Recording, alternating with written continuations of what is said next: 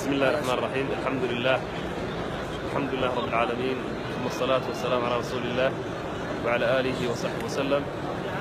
وبعد، أحبابي الكرام وإخوتي في العقيدة، إلهي وما سن وبشر رمضان tobanka dambe waxaa maanta aan soo booqday meel uu ku ictikaafayay walaalkeen oo u taqaaneen Axmed Biif, golley dad fara badan xagga fanka yaqaano ay garanayaan. walaal ilaahay subxaanahu wa tacaala mar aan iswaraysanay aadaan ugu riyaaqay, magaciisana u bedelay meeshii ahayd Axmed Biif. Axmed Khayr baa ila fadhiyo. Axmed horta marka hore faraxsanahay inaan ku kulanno kacbadii ilaahay subxaanahu wa tacaala hoosteeda adigoo muctakifa meel lagu kulo meesha ugu khayr badan ay tahay. maasha allah, alxamdulilah rabbil caalamiin. nimcadahan inta afka la gelin, nimcadahan ka sheekeen. walaal horta nimcadan waxa weeyaan waa nimco ilaahay subxaanahu wa tacaala uu igu irsaaqay oo ii gartay. anigu xaramka sanadkii labaad baan imi, waxa weeyaan ilaahay baan garansiiyey subxaanahu wa tacaala. arday baan ahay hadda oo wax ka barta halkaas iyo magaalada muqdisho. markii sunna meel la yiraahdo baan ku jiraa. waxaan u sheegayaa dadka in maadaama ay tahay bishii Ramadaan, bishii raxmada, bishii quraanka uu soo degay fadligaas leh, ana ugu faa'iideysanaya meesha aan joogo oo aad u jeedaan oo kacbada ilaahay inaad iga tirtirtaan igana baabi'isaan heesahaana idinaan dhegaysan. maasha allah, waa goosgoosanayna. intaadan heesaha u gudbin waxaan rabaa nimcadan dad badan baa maanta ilaahay subxaanahu wa tacaala jeclaan lahaa inay imaadaan. ilaahay wuxuu kugu irsaaqay sanadka hore inaad timaadid xaramka bil dhan aad ictikaafto meeshaan joogtay, haddana ku soo noqotay. haddana ku soo kacbadiina waa u jeedaa. kacbadana wasaas waxay noo jirtaa dhowr tilaabo. waa meelihii nabi maxamed calayhi salaatu wasalaam marmari jiray iyo saxaabadiisa. waa meelihii qur-aankii salawaatu rabbi qur-aanka ilaahay tabaaraka wa tacaala uu ku soo dego mahbadul waxyi. waa meelihii nabiyullaahi ibraahim ay cagsiga ku sawiran tahay. maasha allah, ilaahay subxaanahu wa tacaala meesha ugu qiimo badnayd ee awalu maarata guri ilaahay adduunkan ka yegleelo waa sax. meesha ugu horreysa meeshaas ay keenay, ilaahay ku keenay meeshaas ilaahay keenay nasiib ugu allahu akbar. markaas waliba waxa la yiri anigoo Dubai joogo iska hawl iskaga jira. صح. baa la yiri halka ka tag. صح. halka tag. marka ilaahay subxaanahu wa tacaala ballankiisa iyo hawshiisa ballan baan sanadka hore ilaahay la galay subxaanahu wa tacaala. meesha aad u jeedo intaan gacmaha saaray baan waxaan ku yidhi ilaahow inaan dibta ma ugu noqonin ilaahay subxaanahu wa tacaala waa iga masaxay.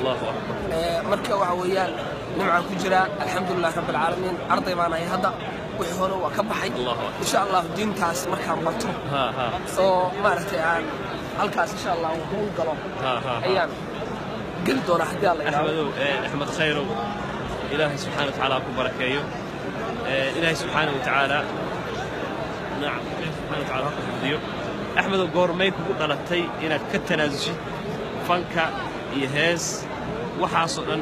weli waan ogahay markaan iswaraysanaa ii sheegtay inaad dad badan oo Soomaali hadda ku daawanay ku yaqaanaan Axmed Biif heesihiisa iyo waxay garanayaan. maalinkay kugu dhalatay, maxaase kugu dhaliyey? والله walaal waxa igu dhaliyay horta ilaahay baa subxaanahu wa tacaala hidaayada iska leh. صح. ana wax badan baan ku jiray maaragtay cayaaro iskaga jiray, wax badan baan iska tumanayn. laakiin waxaan isbarbar dhigay hawsha ma ku jiri doontaa oo halkaa ma ku hayn doontaa mase sidaa dhacdaba intaa waxaad maqlaysaa fannaan hebel baa dhintay, hebel baa geeriyooday, hebel baa nafti ka baxday, hebel baa lagu soo booday. marka adiga maxaa ku talaa ilaahay hortiis maxaad geysatay? xaaladdaas ay nafteeda isu weydiisay. adduunyada waxaan ugu jeclaa macnaha ugu jeclaan jiray heesaha, cayaaraha, inaan kubadaha iska daawado. maaragtay waxyaabahaasoo dhan baan ku imtixaanaa. wixii oo dhan hadda waxbaan adduunkaan ugu necbaahay. arday baan noqday wax iska barto oo halkiisaas waxaa sanad hadda waa sanad jirsaday. marka maalinkaas ma xasuustaa iyo sababta keentay?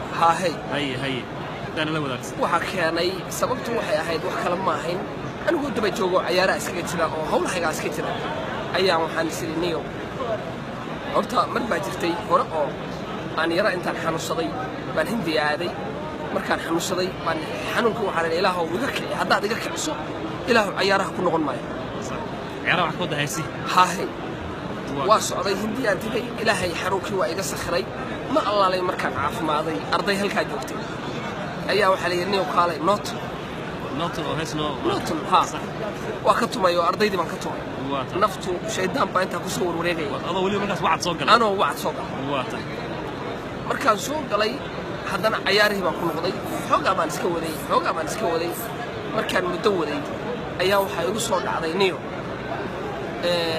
berri waad xanuunsan doontaa waxbaa kugu dhici doona ilaahay dhowr jeer baad bariday ilaahu xanuunkaad iga kicbaa tiri cayaarahaaga inaad gashaad maaragtay haddana aad samaysay niyow qawlna ma lihi hawshaa jooji ilaahay dartii u jooji waxaa samaysaa soco xaramkii tag waa yahay sidaasaan go'aankaasaan qaatay intaanan marka halka gelin baan adigu 50 maalmood baan safka hore ku jiray masaajidka Dubai aan masaajidda ku cibaadaysanayay markaan ilaahayna waa bariyay subxaanahu wa tacaala markii ugu horeysay sanadkii hore ahayd sheekh baa waxaan ka maqlay isagoo leh cimradu waxay la mid tahay adiga oo rasuulka la xajiyay sallallahu alayhi wasallam ramadaan صح markaasaan ma sha Allah bil baan soo qaatay bil dhan baan soo qaatay bishii oo dhan baan ku i'tikaafayay barwaaqada aan ka helay wali waa haystaa alxamdulillaah rabbil caalamiin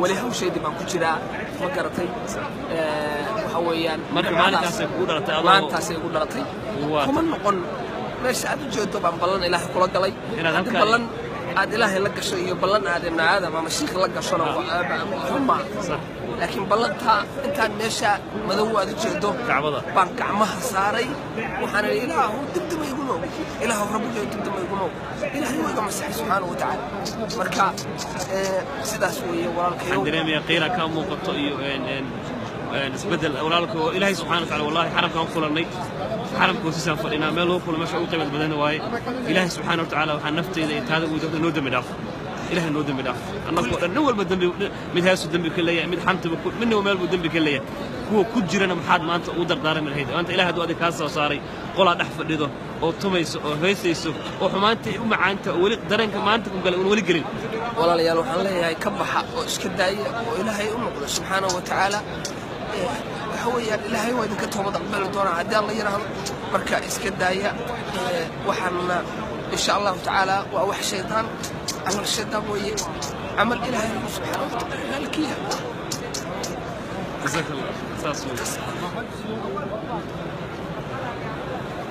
إلهي سبحانه وتعالى مكان برا وحاعد سنة يا قف والبو أو فيديو كان داوضه هذا هز ونكان ولالك ما أنت كعبد أكتاجن إلهي سبحانه درس أولي هذا هزيس أي وجيران أما دقيسن جت وراء ولك وقطبت كان إلهي هو عرض حرم كتاجي ما أنت تقدم بها دقيسن هس ونكان له دقيسن قالوا يوتيوب وجدت حالنا هاي كسارة ولا أحمد بيف وكتبت كاني وحنا قاتي أحمد خير وابلني أحدي ولا ليالو حنا كعصنا نكاس ولالك إلهي درتي ما أنت كعبده واستدم كوينيو إلى هيسيس دقيسنين وإلهي درتي قلت له والسلام عليكم ورحمة الله